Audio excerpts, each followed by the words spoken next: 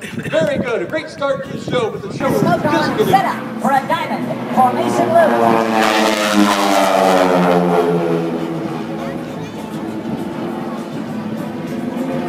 As they come over the top.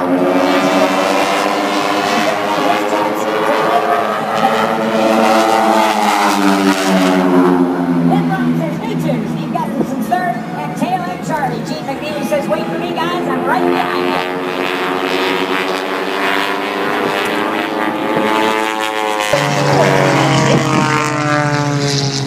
Partner and wingman is Billy Segala from Canyon, Connecticut.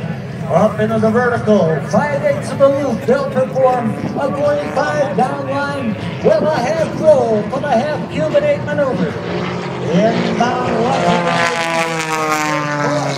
right out here at Airshow Center, and break away.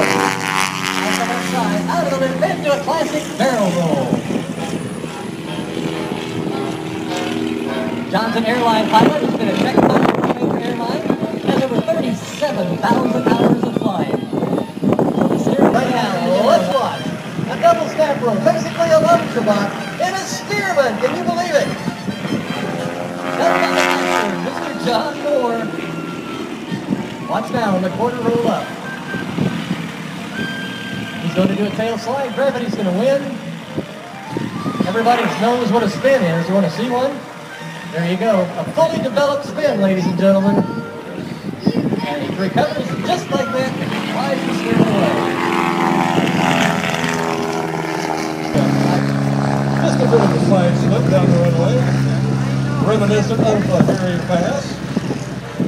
That says, okay, that looked pretty good. You had some great times in Langley, Virginia, too, didn't you? I did. I had the original 7.5 on my next door neighbor. That's saying something. Gus Grissom, Alan Shepard, John Glenn, Scott Carpenter, Gordon Cooper, Deep Slayton, and Wally Sharab. It was a big deal for me when I was growing up to see those guys. I'm just envious that you were their neighbor. I was kids of my age, and we used to play ball together. We just had a great time. You know, being an Air Force plan is really fun. Now, why is this helicopter suitable for aerobatics, Chuck? Well, it's because it's got a rigid rotor head, and it's a positive rotor and we emptied it out so it's really lightweight. But that's fun. Way too much fun. On behalf of the almost 9,000 members of the Confederate Air Force, welcome to Air Venture 2012. We'd like to say thank you to the EAA America and Mr. Walter Land for making it possible for tourists to be here. Welcome to EAA Air Venture 2012. I want to take you back in history and then explain The Oklahoma.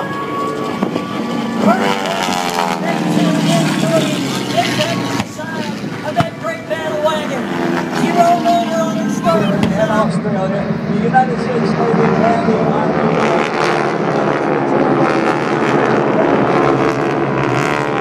Series of training. What I'm trying to bring up, look for, okay, that's the one, Charlotte's Cloud. Did you see that Charlotte's chariot, yellow nose and yellow tail? The man who did that in combat, the man who did that in combat is here. He's in the audience. That particular serial number, built by the Merlin Company. Daylight Company. Our B-17 and our B-4 into enemy territory. Unescorted. The losses of the aircraft were astounding. Each time the enemy shot a B-17 down, 10 boys from across America had the chance of losing their lives. On one B-1730s, we had quite a number of them here. They came in on final approach, one after another.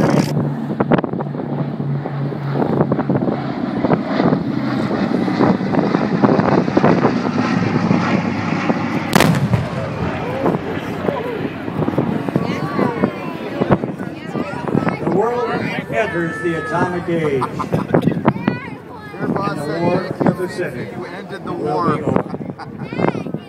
Ladies and gentlemen, joining us this week, and I've got the chance to talk to several times as our honored guest and featured speaker, Dutch Van Kirk. Missing man with the On that bomber, P-38. and he's here with us today. Would you give Dutch Van Kirk a big round of applause, please? They were there. When the Soviets, the A-10 Thunderbolt II was headed toward retirement. And then in 1991, when the forces of Saddam